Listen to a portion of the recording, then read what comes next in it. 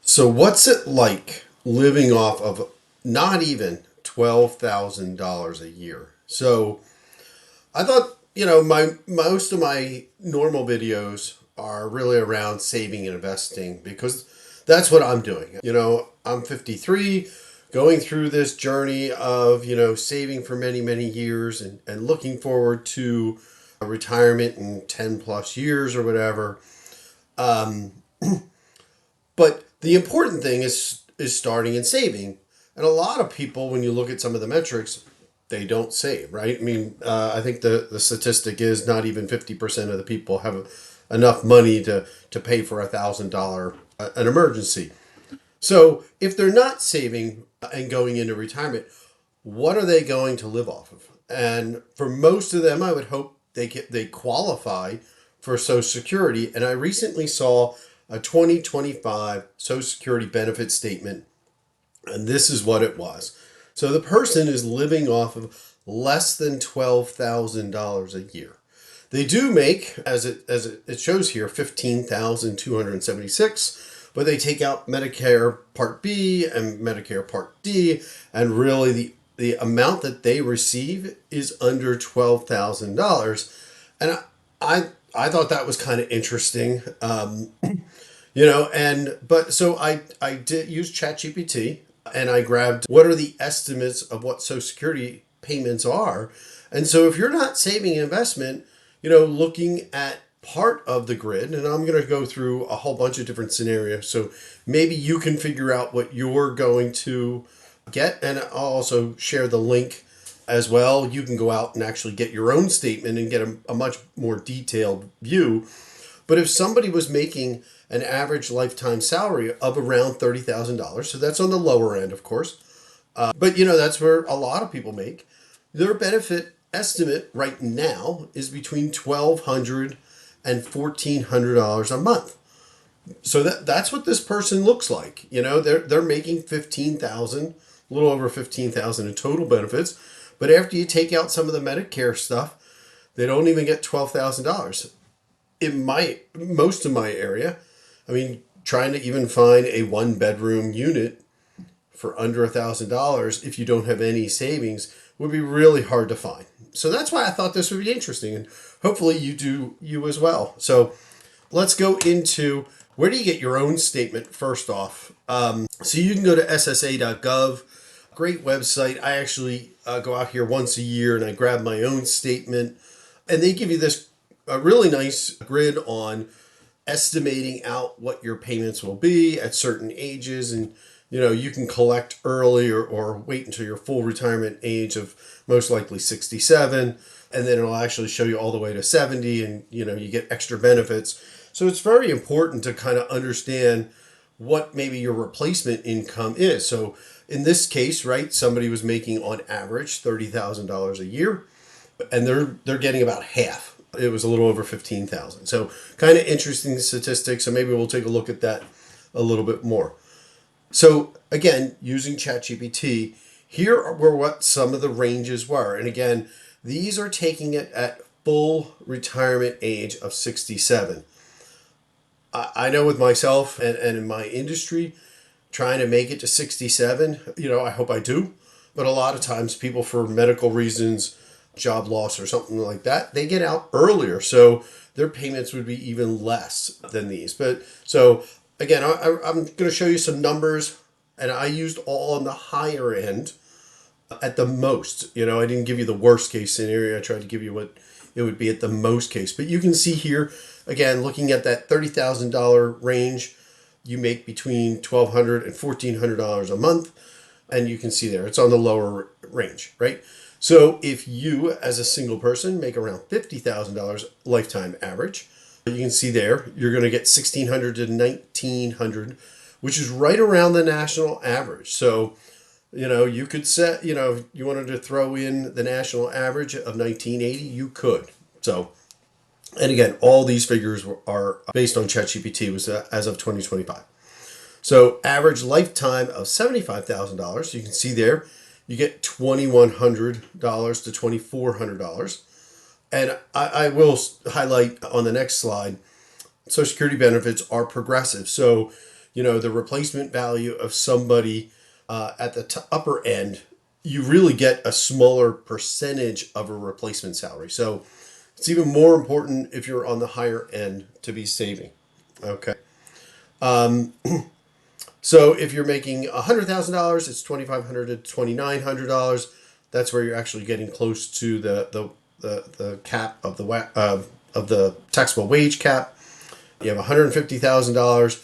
Those people are making maybe $3,000 to $3,400. And again, Social Security is currently taxed at a certain dollar amount. And you can see what the total max benefits would be of $5,100. But again, most people that are maxing out on average for the lifetime are getting between $39,000 and $4,000.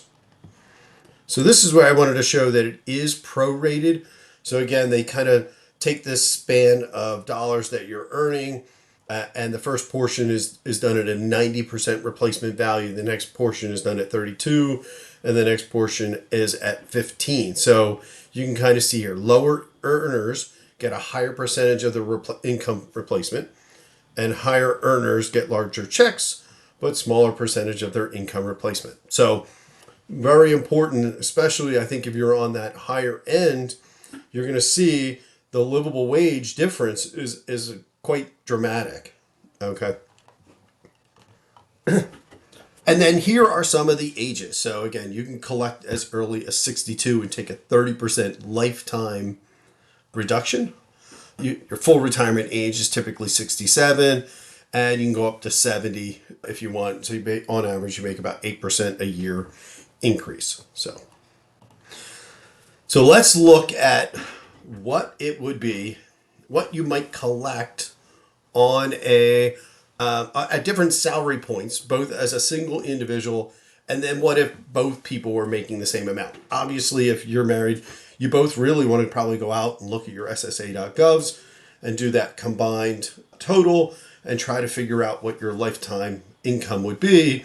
Because, let's say you're making a family income, and we'll look at it, let's say the bottom one at $100,000, and you're going to get a certain income replacement, you might want to still live at that $100,000 salary. So you need to make up the rest with investments. So it's kind of important to look at.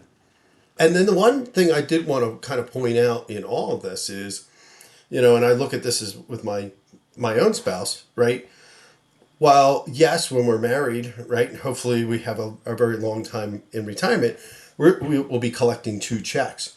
But when one person passes away, you go down to 1 check. Now you do typically, I think you go down to the higher person's income, but you do lose the other check. So if one of you is making, I'm going to use a random number, $4,000, and one person's making 2, and you're collecting $6,000 a month, that's great for as many months as you are. But all of a sudden, if one of you passes away, now you're down to $4,000 a month. So if you're in a big house or you're doing a certain lifestyle at $6,000, you need to readjust it at a $4,000 percentage, right? And so all those percentages, and again, that's why it's important to be looking at those numbers yourself. So let's look at the lower earners. And here's the scenario. And again, I'll kind of point out what I did. So on average, if you were making $30,000, here's what your Social Security benefits would be. I used the highest possible spot. So if you're making $14,000 a month for 12 months, you got to live off $6,800. So that's almost like the scenario I did at the very beginning. This is before your Medicare Part B and Part D. Okay. If you're married and you were both earning that, so that's how I'm going to do this. So you're going to replace maybe $60,000 you're both earning. You're both going to get that $16,800. So your total Social Security benefits are going to be a little over $33,000. So just over half of a difference, right? Now here's an example, and this is probably maybe where many families are, because this is going to be around that national average. So if one person was making $50,000, or both of you were making $50,000, or maybe you could do a combination of both, but the Social Security check on average is again between $1,600 and $1,900. Again, I used the $1,900, so that's about 22,800% replacement value. As you can see, that is less than 50%. I didn't do the percentages for everything.